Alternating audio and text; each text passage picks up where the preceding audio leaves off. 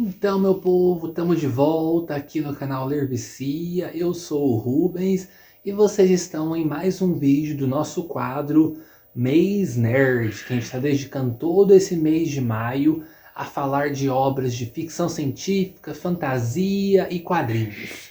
E hoje nós vamos falar desse livro que eu devorei em uma madrugada. Eu não consegui parar de ler ele. Eu tava lendo, comecei ele ontem, mais ou menos umas 11 e pouquinho. Fui terminar, não conseguia parar de ler. Fui terminar ele hoje, lá para as 4 horas, 5 horas da manhã. Olha pra vocês verem, gente. E eu tô falando desse bendito aqui, ó. Messias de Duna, de Frank Herbert, que é a continuação direta de Duna, o famosíssimo livro que agora está na boca do povo aí por conta do livro, do filme, né? Porque o filme foi muito bom, né? Filme com um elenco estelar, inclusive o Timothée Chalamet, que eu gosto muito dele, e a Zendaya também. Mas hoje a gente vai falar dessa continuação zona aqui. Ele não é tão grande quanto o primeiro, mas ainda assim é maravilhoso. Então vem comigo logo depois da abertura.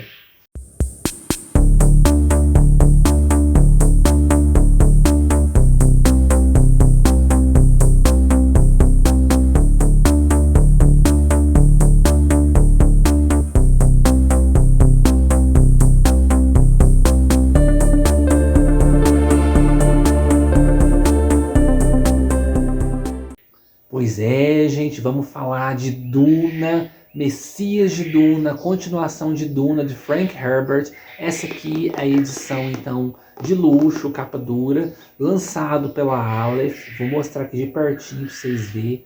Olha que capa mais bonita.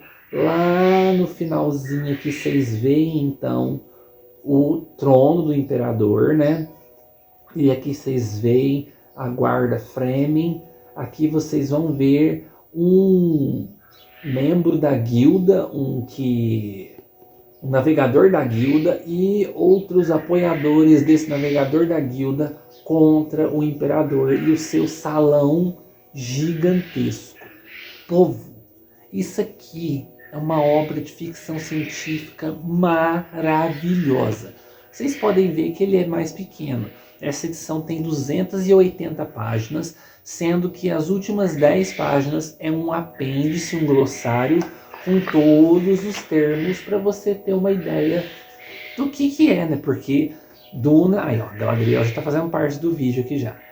Duna, então, tem muitos termos próprios dele, mas para quem já leu o primeiro volume, vai ler esse segundo aqui, você não vai ficar perdido nem um pouquinho, porque são os mesmos termos já conhecidos do volume anterior. E a história aqui vai partir do princípio de que a gente leu o primeiro livro, mas se passaram alguns anos do primeiro volume. Aqui, então, retomando, no primeiro volume tivemos aquele desfecho onde Paul Atreides faz um casamento de conveniência com a princesa Irulan, filha do imperador Padishah, que era o imperador de todo o universo aqui de Duna.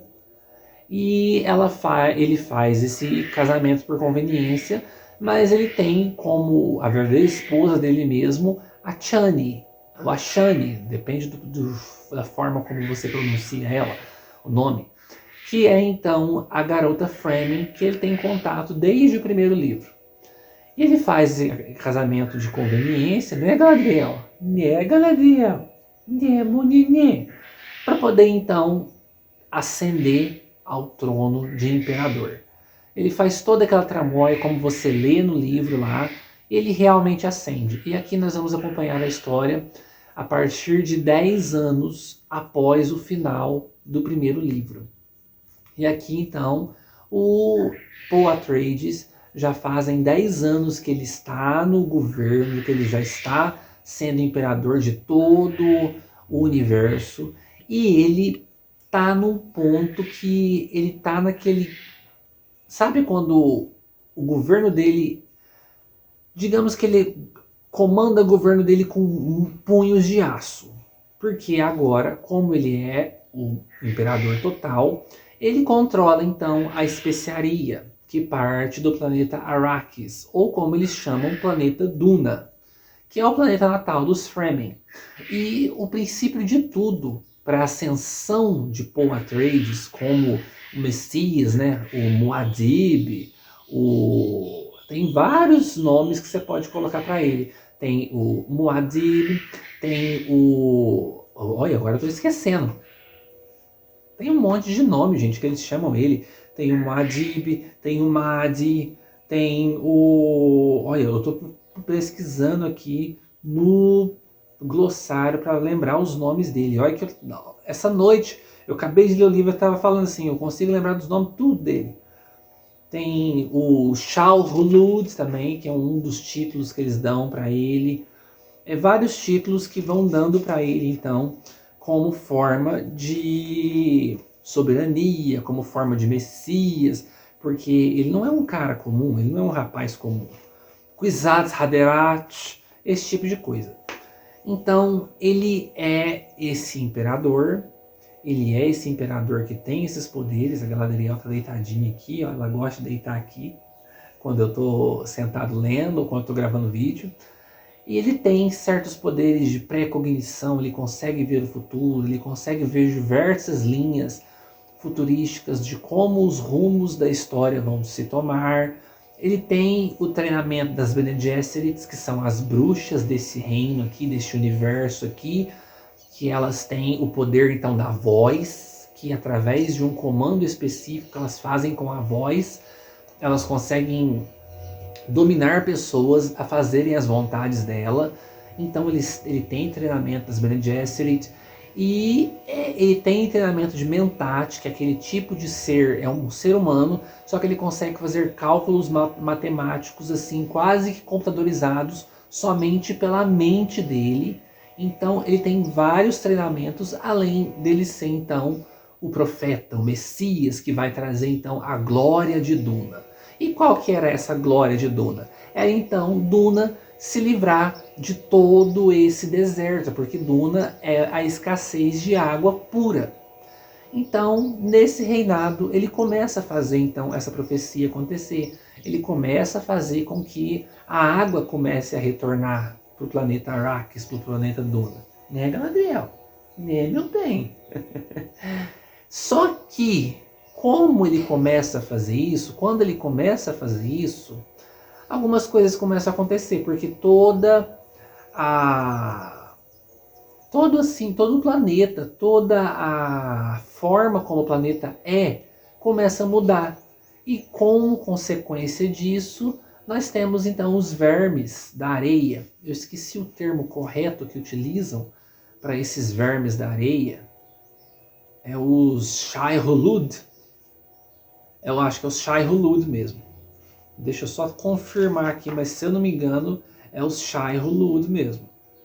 Porque esses são os vermes da areia, que vivem na areia e que por consequência são, isso mesmo, os Shai-Hulud, que por consequência são então os grandes responsáveis por produzirem a especiaria, a melange. E a especiaria, a melange, ela é tipo, chamada também de tempero, ela é tipo um pó, que através desse pó, que só é unicamente cultivado no planeta Duna, no planeta Arrakis, você consegue fazer praticamente tudo, porque após a guerra Gerard-Butleriana, que foi uma guerra entre a humanidade e as máquinas, todo e qualquer tipo de máquina com inteligência foi banido. Isso há muitos milênios atrás. Então agora todo tipo de coisa que você precisa fazer que exige uma capacidade computadorizada não é feita através de computadores e máquinas, mas sim de seres humanos que consomem a especiaria e adquirem esses dons. Então as Bene Gesserit, essas bruxas, elas têm esses dons mentais com a voz através do consumo da especiaria. Os Mentats, que são esses computadores humanos, têm esses dons matemáticos através do consumo da especiaria. E os navegantes, que fazem parte da guilda, que é esse povo asqueroso que vive dentro desse tanque aqui. É um povo que eles já foram humanos, mas que agora já se tornaram monstrengos já. Eles conseguem fazer as suas viagens interplanetárias através do consumo da especiaria. E a especiaria então move tudo. E Paul Atreides começa a manter a especiaria no mínimo do mínimo possível para o universo todo. E o povo não vai ficar contente, né? Então as casas maiores não estão contentes, a guilda dos navegadores não está contente, a Irmandade das Bene Gesserits não está contente, assim como a organização dos Mentats. Muita gente não está contente com essa segurada que Paul Atreides está dando na especiaria. Ele está subindo os preços da especiaria a níveis estratosféricos para poder fazer com que o universo fique nas mãos dele mesmo. Ele está fazendo de tudo para poder ele ser o grande imperador soberano e assim quase que um ditador mesmo. E com isso, então, também tem a parte que ele está interferindo nas religiões, porque ele fala que religião é uma coisa que só serve para poder turvar a mente das pessoas, enganar as pessoas, então ele quer acabar com isso, e por consequência o governo dele vai ficando meio agridoce, porque, por exemplo, os Fremen veem com bons olhos o fato dele ter trazido a água para Duna, mas estão vendo também com maus olhos o modo como ele vai levando todo o seu governo de uma forma bem complicada, né, gente? Então vai ter, ao longo de todo o livro, muita tramóia, muita conspiração. A Galadriel tá cutucando meu cabelo aqui. O que foi, Galadriel? Vai ter muita conspiração, vai ter muita trama política aqui. E eu ouso dizer que, em comparação com o primeiro livro, este aqui é um livro com muito menos cenas de ação e muito mais cenas de tramas, de conspirações, de jogos políticos, intrigas políticas, modos e planejamentos de traição para poder acabar com o governo de Paul Atreides. Mas as poucas cenas de ação que ocorrem nesse livro aqui são extremamente importantes, emblemáticas e que viram o jogo. Elas realmente fazem a trama dar uns 180 graus assim e você ficar totalmente sem esperar o que vai acontecer. Porque a trama vira de um jeito que você não espera, aí depois tem uma outra cena de ação mais estranha ainda, mais louca e inesperada ainda, e ela vira mais uma vez, e depois você tem uma cena de traição ali, uma cena de uma tramóia política que ela vai virar de novo. Então, esse aqui é um livro que eu digo que influenciou ainda mais Game of Thrones, aí, as Crônicas de Gelo e Fogo, Guerra dos Tronos, do J.R.R. Martin, por todas essas tramóias e conspirações governamentais e de casas e tudo mais. É um livro bem carregado nisso. Mas nem por isso ele deixa de ser delicioso de ler. É um livro, assim, magistral, é um livro completamente viciante. A escrita do Frank Herbert é uma escrita assim, muito boa, uma escrita bastante simples. E, além do mais, tem que ser simples mesmo, né? Porque tem vários desses termos criados por ele. Mas como você já leu o primeiro, você vai para o segundo aqui, você já está familiarizado com todos esses termos. E é uma escrita assim, magistral. Os personagens deles são cada vez mais e mais bem delineados, mais e mais bem desenvolvidos, muito palpáveis. Você vai ter aqui então a trama se desenrolando de forma incrível, você não sabe qual vai ser a peça do xadrez que vai ser jogada na próxima rodada, porque o negócio está acirrado ali, e você fica naquele em cima do muro quanto ao Paul Atreides, porque ele não está fazendo esse jogo, esse governo dele por egoísmo ou por sede ao poder. Ele está fazendo tanto como influência pelas visões que ele está tendo quanto ao que pode acontecer, quanto pelo ideal dele de realmente trazer a glória para o planeta Arrakis, para o planeta Duna e para o povo Fremen, que são os nativos do planeta. Então você fica naquele misto, né, de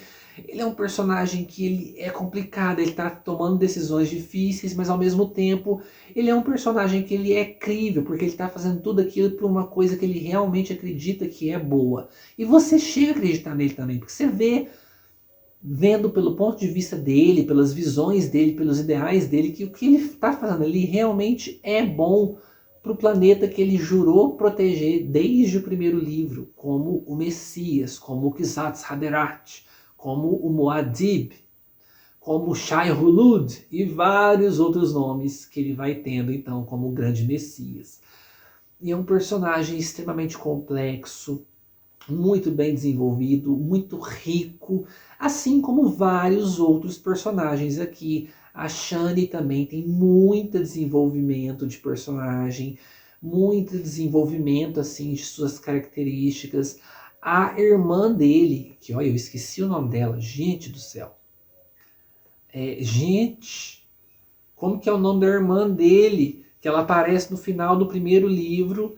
E essa irmã dele, ela é muito importante, ela é chamada até de a portadora da adaga, porque ela faz um ato bem importante ali com uma adaga. Eu esqueci o nome dela, gente. Tem a princesa Irulan, que é a esposa dele, né? E temos aqui a irmã dele, que eu esqueci o nome da menina, gente. Que agora já é uma mocinha, já de seus 17 anos já. Gente, como é que ela chama? A Shani, que é a moça, a esposa verdadeira, né, do Paul. E nós temos a irmã. E eu não tô achando o nome da bendita. Alia. A Alia. Alia, portadora da adaga. Ela é muito interessante, porque ela é uma madre superior, uma Bene Gesserit top de linha de nascença, porque ela já nasceu assim devido aos acontecimentos do primeiro livro. Quem lê o primeiro livro sabe que a mãe de Paul Atreides fez então a sua passagem como grande madre superiora enquanto estava grávida da Alia.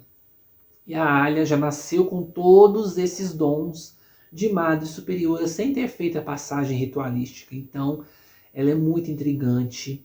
Ela é muito interessante, ela é muito boa e ela vai ter um papel importantíssimo nesse livro aqui também. A gente vai ter retorno de personagens que a gente pensava que tinham morrido, mas que retornam aqui de forma inesperada e muito legal também. Vai ter toda uma tramóia política ao redor desse personagem, uma tramóia envolvendo traição. Vai ter uma nova facção, digamos aqui, que essa facção ela se recusa a seguir estritamente as ordens impostas após a Guerra Gerard Butleriana, que é lidar com inteligência artificial. E eu queria lembrar o nome deles também. Gente, vocês conhecem meu canal, vocês sabem, né? Que negócio de nome comigo é complicado. Eu sou difícil demais com esse negócio de nome, gente. Mas tem uma casa nova aqui, e essa casa nova, eles fazem óleos eletrônicos, robóticos, para pessoas que são cegas. Eles conseguem fazer um tipo de clone de pessoas recém-falecidas. Eles conseguem meio que entrar na mente da pessoa e colocar comandos específicos ali para poder você obedecer certas ordens. E essa casa é muito importante, é muito perigosa e vai se infiltrar aqui também na história. Nossa, gente, que livro espetacular. Eu gostei tanto dele quanto eu gostei do primeiro. Aqui a história se fecha, então. A gente tem o fechamento da saga de Paul Atreides. Então, Paul Atreides vai ter o seu fechamento de saga aqui. Mas isso não quer dizer que não vai deixar uma linhazinha, um resquíciozinho para você que gostou muito continuar lendo. Dá para você parar por aqui. Igual eu falei, dá para você ler o Duna, o primeiro livro, e parar lá. Mas o fechamento da saga do Paul Atreides é concluído aqui. Então, se você leu Duna e leu Messias de Duna, pode parar por aqui que a história fechou. Os dois únicos pontinhos aqui de ligações que vão ter futuros é coisa muito, muito pequena e que não afeta em nada a conclusão da história. É só uma continuação, digamos que de linhagem, continuação de alguns personagens secundários que você quer ver mais. Se você quiser ver mais deles, você pode ir para os próximos volumes, mas a história fecha perfeitamente nesse volume aqui. Então eu indico demais ler Duna. Se gostou muito de Duna, lê Messias de Duna, que é maravilhoso. E agora já fica aqui as minhas especulações aqui pro próximo filme, né? Porque o Denis Villeneuve falou que ele tem intenção então de filmar Messias de Duna para poder fechar a história de Paul Atreides, né? E é uma coisa que eu acho que vai ficar muito legal. Já temos a Anya Taylor-Joy, né, escalada para fazer a Alia, que é a irmã do Paul Atreides. Mas aí fica dois poréns. Primeiro, a mãe de Paul Atreides, Lady Jessica, que é a Madre Superiora Bene Gesserit, nesse livro ela aparece somente através de cartas. E no filme a gente tem uma baita atriz, né? Fazendo ela. Não sei como que vai ficar essa questão. E segundo, o livro se passa então 10, 11 anos após o fim de Duna. E fica também essa questão de o que eles vão fazer com os atores. Tá certo que em Duna, Paul Atreides e Chani, eles tinham 17 para 18 anos. Então 10 anos vai ser 28, 29, no máximo 30 anos que eles vão colocar ali. E uma pessoa dos seus 19 para os seus 29 não muda muito, né, gente? Mas eu quero ver. Uma coisa que focam muito aqui é que Paul Atreides, já nessa casa dos seus 30 anos, já está com a massa muscular bem definida e que a Chani está com algumas linhas finas de marcas do deserto. Envelhecimento da pele pelo deserto. Então eu quero ver como que eles vão retratar isso. Já que ambos os atores são muito jovens, o Timothée Chalamet, ele é conhecido pelo seu porte esguio, né? Ele é mais magro. E vamos ver como que vão fazer a representação deles agora com 30 anos no segundo filme. Pode ser que o diretor também diminua esse período de tempo de 10, 11 anos aqui do livro para 5, né? Pode ser que faça isso também, né? Pode ser, eu acho que funciona bem também. Eu estou bem curioso para o que vão fazer nesse terceiro filme. Então, gente, dica espetacular. Amei demais da conta. Baita livro. Fica a dica aí para vocês, então. E é isso, meus queridos. Eu espero que vocês tenham gostado do vídeo de hoje. Deixe o dedão para cima e até o nosso próximo vídeo. Povão. Tchau, tchau.